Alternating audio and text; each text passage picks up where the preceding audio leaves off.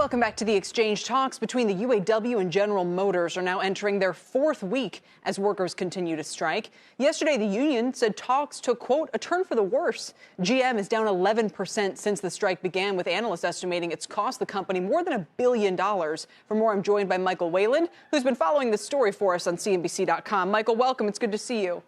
Thanks for having me on, Kelly. So, I mean, should we take the union at face value when they say talks took a turn for the worse, or is this a bargaining posture? And what seems to be the hang-up in these talks, which are carrying on longer than it seems Wall Street expected? You know, it could be a little bit of both, and the union has known to do that in the past. But overall, the most important thing is that the sides are still talking. No one walked away from the table, so that was the best sign. That's kind of the nuclear option.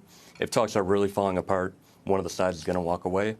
And some of the biggest things that they've been discussing are obviously wages, economic issues, but also plant allocation for different products. And that was one of the kind of the hang-ups on Sunday. Yes, so I definitely want to hit on that because it gets right to the heart of, frankly, the national sort of political discussion in this country. The union wants General Motors, as I understand it, to produce more vehicles in the U.S. It says they have the capacity. There's no reason why they should be offshore, outsourcing all this to Mexico and so forth. What happens? I mean, I assume for GM, that raises their cost of doing business and maybe raises some existential questions about their viability.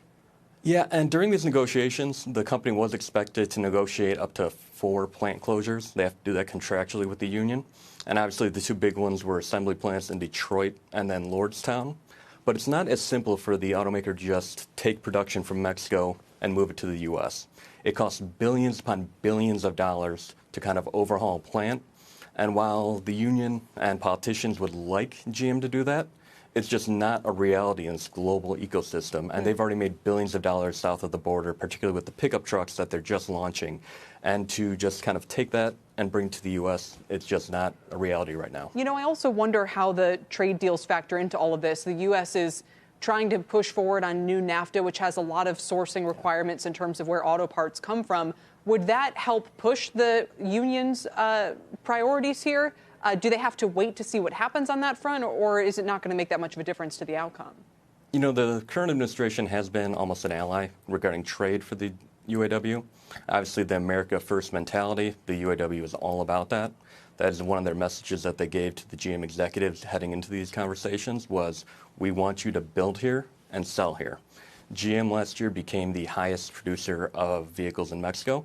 The union has not taken that lightly, and now they have the politicians.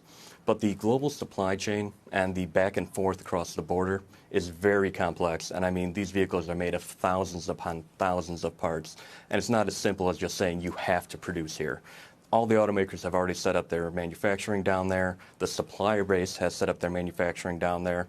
And it's just a very complicated process. And while most companies would love to build where they produce, some of the costs and the labor costs just aren't realistic at the time for the company to be profitable. So if GM finally, Michael, if they don't say, look, okay, well, we're not moving this production back to some of these plants in the U.S., what happens then? I mean, where does this end?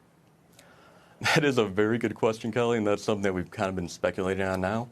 Obviously, the strike has been going on for 4 weeks. This is far longer than many people kind of anticipated heading into the talks.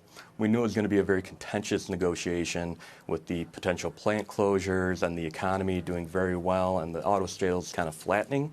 The union a lot of times right now is looking back at the past 4 years and wanting to be rewarded for what they've already done. GM, on the other hand, is looking to the next 4 years. And as auto sales are flattening, as well as the profits and potential recession, they kind of want to hedge their bets for the next 4 years. All right. Michael, thanks. It doesn't look like we're near a breakthrough here anytime soon, but we'll check back in with you as this carries on. Appreciate it. Thank you, Kelly. And it could honestly happen any minute, any hour, or day or week. We'll see what happens. It's like the U.S.-China trade talks all over again.